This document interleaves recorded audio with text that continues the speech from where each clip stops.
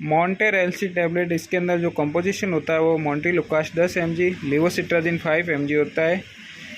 इसका जो mainly use है वो एलर्जिक कंडीशन के अंदर किया जाता है, जैसे नाक से पानी आ रहा या सांस लेने में तकलीफ़ होना, आँखों से पानी आना या खांसी, उस कंडीशन के अंदर ये टैबलेट दी जाती है। इस टैबलेट की डोज है वो रात को सोते समय एक टैबलेट आप रोज़ाना 5 से 7 दिन डॉक्टर द्वारा बताई डोज के अनुसार ले सकते हैं।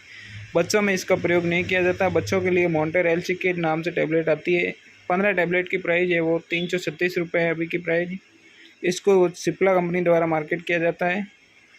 ये थी मॉन्टेर एलसी के बारे में जानकारी। अधिक जानकारी के लिए हमारा चैनल सब्सक्राइब करें। Thank you for watching.